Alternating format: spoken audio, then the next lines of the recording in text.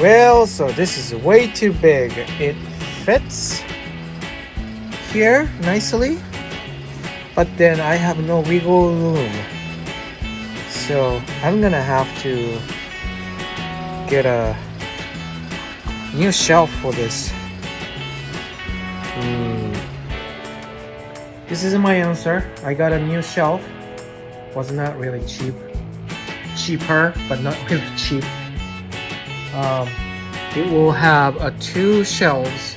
It can be stuck up, but I chose this one so I can have two shelves, or 1 to 3 shelves. And it's 1,000 pounds. It can hold 1,000 pounds, it says. And you know, like water can get really heavy, and it's 26 gallons. So I could have gotten a regular wire shelf, but I decided to get these ones. I'm gonna need another shelf anyways for another greenhouse that I'm building right now. So I thought this would be a good option. So at this point I'm gonna separate them in two because they're so heavy. Just put them in half, and half goes to the greenhouse at this point.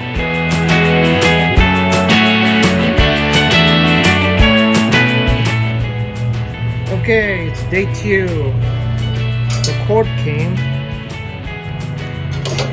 That's gonna plug into that side in the behind. And this is a new shelf. Didn't really film that because it's nothing special. It's just a shelf. And I have another half of it. And that's gonna be in the other greenhouse that we're building at this point.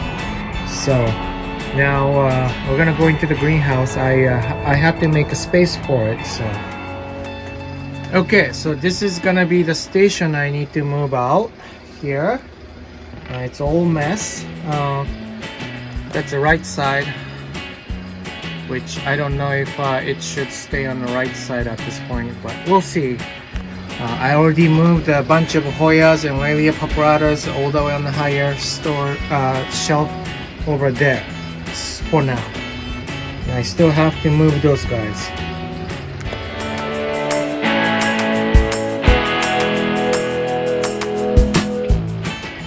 Okay, so I moved the whole thing, those plants to this side. Took me a while to figure it out. I still have those that needs to go over here. However, I want the water not to drip down, so I have to put a cover, some sort of a cover, so that the water drip down. I had to sacrifice one shelf here. I had a 3 before, but since this shelf is a little taller than before, so I had to, well, I could technically put this down this way so I could put one more shelf. But for now, for the time being, this is where I settled. I'm tired, if you could tell. Anyhow, this is where the Laelia papyratas would be. I put there and make sure that it would fit.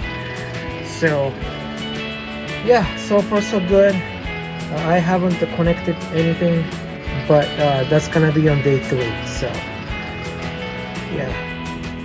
Okay, day 3.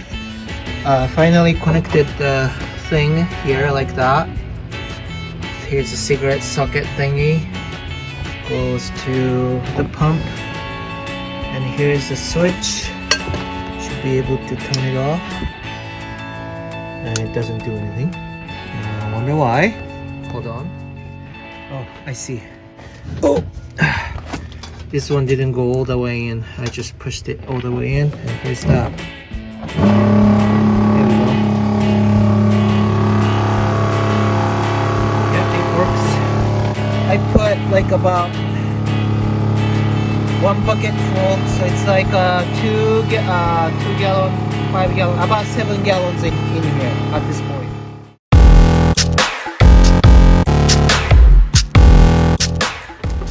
All right, So I found a little problem. Apparently there's two parts coming off from here. There was a red plastic thing, if you remember. And actually one part is something that I needed so that it would stay. So right now I'm having a rubber band and see, it comes off easily, quite easily. And yeah, something like that. So don't throw those red parts.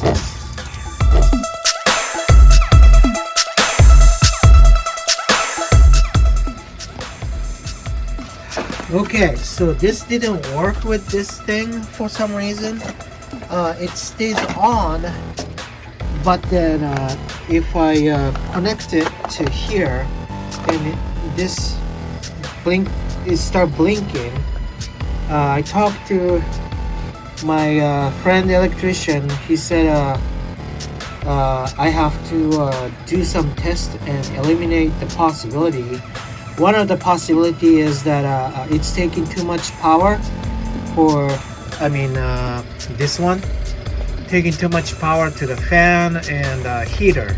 So I'm gonna unplug and see what happens. Okay, so at this point it's not blinking, and I'm gonna turn it on.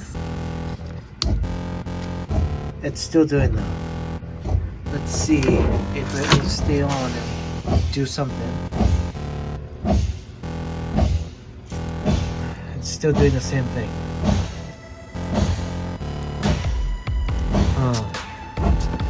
Wonder if it's not having enough water, but I don't think so. It still should stay on. Okay, next test. Alright, so as it turned out, it needed a lot of water, not like super low because of the pressure to make it start. I don't know if it goes lower and it would do the same thing. It probably would. So I need to keep it at a certain level for this one to work. I've already tried many times, so this time for sure it's gonna work.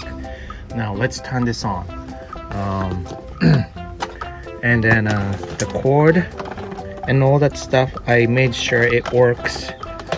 I even plugged this one to the car and see if it's got the power or not, and it does. So just like so.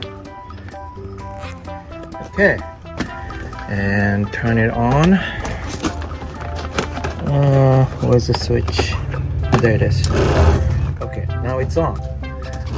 So I found out it needs to have a certain pressure level.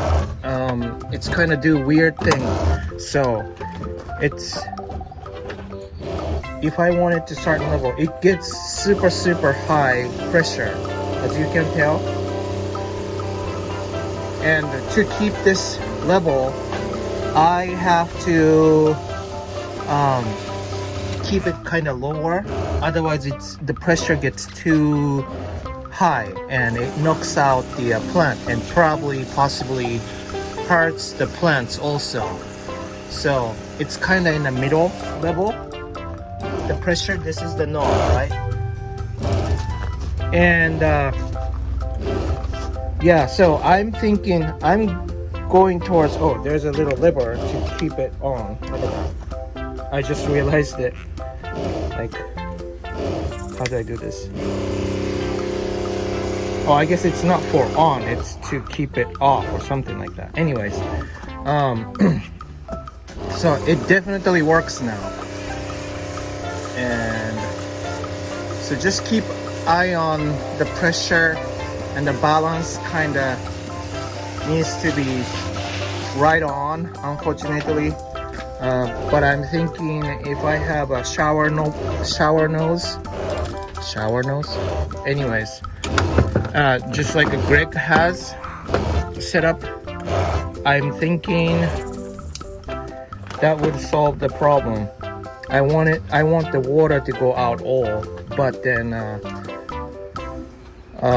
the pressure gets too high. So that's what I'm thinking to do right now.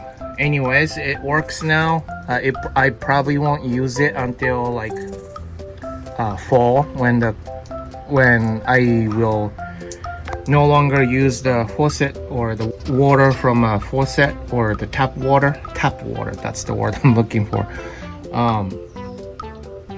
But when the season comes, it will definitely help me a lot. It takes so much, it saves so much time. So, well, thank you for watching. It's been actually a long time, way longer than I thought it would be, but this concludes this series. Bye.